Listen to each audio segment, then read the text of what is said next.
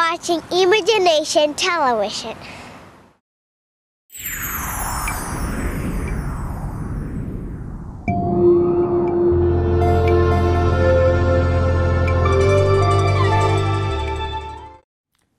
Good morning, folks. This is Manjit Singh from Falls Church, Virginia. Today we're going to talk about reasonable compensation. There is a big push by the Internal Revenue Service to examine tax returns, if there's reasonable salary there or not from S corporation perspective as well as a C corporation perspective. Kusum, would you like to give us a little more detail on reasonable compensation? Surely. A very large number of businesses are, for tax purposes, S corporations, and they are held by 1 to 2 shareholders, sometimes just spouses, sometimes just 2 partners, and the egregious mistake, according to the service, is that they don't compensate themselves the way they should be. In other words, if they were to work elsewhere doing the same kind of work, they would probably make more money than they actually put through payroll and file 941s and take W-2s and pay payroll taxes on lower amounts, whereas their distributions far exceed what they compensate themselves as payroll. And this, according to the GAO, going back to 2006, I believe, has created unpaid payroll taxes estimated to the tune of $26.3 billion. That's billion with a B. And so that's a very large number. So the IRS seems to have hired a large number of agents recently to look into this very matter and make sure that S corporations are compliant. If you look at the letter that you receive when your S corporation election is accepted by the service, I think the very first paragraph mentions having to take reasonable compensation. There isn't a good definition for reasonable compensation, but I guess slowly and steadily out of the courts will come up with something. And Mr. Singh would maybe enlighten us a little bit about a recent court case. The most recent court case that came out was in the year 2010, and believe it or not, the Internal Revenue specifically went after a CPA, Mr. Watson, and the Internal Revenue Service won. The gentleman was in business for many years, and he was taking a distribution other than dividends in the amount of $200,000 plus. His W-2 wages was only $24,000 per year, and the IRS determined that that was not a reasonable compensation, so they went to court, and the court sided with the IRS. Now, what is reasonable compensation is not defined, but as Kusum indicated, it's the courts that have come up with their definition. What goes into determining what reasonable compensation is are various factors such as training and experience, how many years you have worked in the field, and what would be your compensation, the duties and the responsibilities. For example, I cannot hire my wife and give her a salary of $2,000 and have her do all the administrative work and everything. It needs to be reasonable.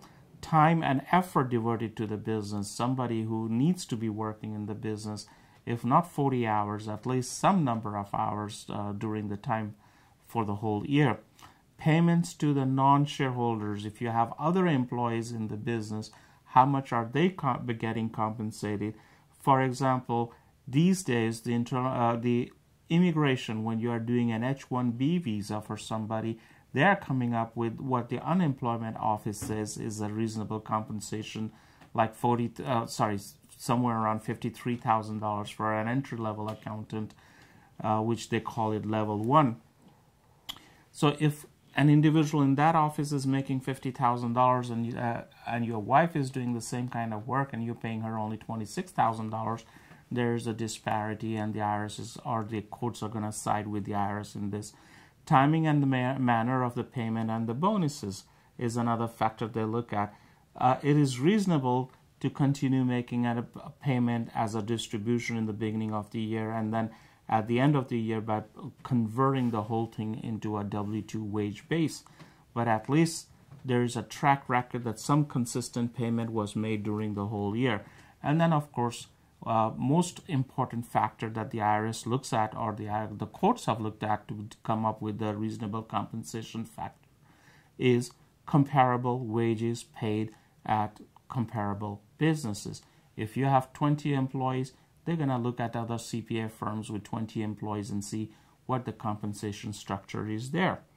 So this is what the IRS is looking at from the S corporation perspective, what reasonable is. In our office, I have advised my clients in an S corporation situation to determine what the total profit of the company is going to be and at least take 60% in terms on a W-2 and the remaining 40%. Kusum, would you like to tell the viewers why the small business owners try to have distribution other than dividends versus W-2? Well, the main reason, of course, is having to pay the payroll taxes, which is they have to come up with both the employer and the employee share, which is right now 10.4% for Social Security, 2.9% for Medicare. The Social Security is capped. It used to be $106,800. It's higher for 2012. And you have to pay the taxes on that. And I guess that really is the determining factor. You feel like you could do away with it. There's also the administrative burden. If you don't have any other employees, then you don't want to start out having to file the quarterly reports, filing with your state unemployment, and so on. But I would like really to add that salary is not a bad thing. If you don't have earned income, how would you fund your retirement? You can have a single shareholder employee of an S corporation, for example, could set up the solo 401k or the uni-K type of retirement plan where they can put in $16,500 towards their 401k and then 25% of their compensation into their SEP, which is a large chunk of change. And if you don't have payroll, that's something that you'll have to forego as well. So there's there are advantages. And also, you can keep paying taxes as you go, so you don't have to make estimated taxes. If you keep your withholding high enough to cover the taxes on your distributions or your total K-1 income from your S corporation as well, then that's an advantage too. So that's the advantage for having a payroll, is to avoid being audited by the IRS. Remember, the 1120S form has a special line item. The very first after the income is compensation of officers. The IRS computers is geared to look at that number. If it's blank, be assured you're going to get a letter. And the last thing I've heard from an IRS agent that was in our office, there is program that they're going to convert the whole bottom number, the net profit of the S corporation, into compensation and ask you to pay the Social Security and Medicare taxes on that. This was the S corporation aspect. On the other side, the C corporation, where the corporation pays income taxes, the IRS is attacking that also, if the compensation of officers is reasonable or not. Because in that event, what happens, Kusum? Well, if it's more, if you take too much, there's a court case about, I believe it was a trucking company, where the mother of the two brothers who were directors, it was a family-owned C Corp, and they paid her $1 million in compensation on her W-2. What this does is this enables them to deduct the whole $1 million off of their bottom line, whereas if they had paid that out as dividend and just given her what would have seemed reasonable compensation, then they would have had a larger profit and paid C Corp taxes on it. So that would have benefited the service, the coffers of the Treasury. So you have to look at overstating compensation as well. There is a general rule of thumb that you compensate to the extent of the services rendered and keep with what is reasonable for the area and the kind of work that you do. Confusing enough? Well, trust me, it is confusing, but you do need to consult an expert who in this field to be able to stay online.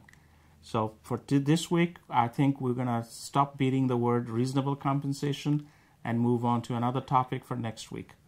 This is Manjit Singh for today. And I'm Kusum. Thank you for watching.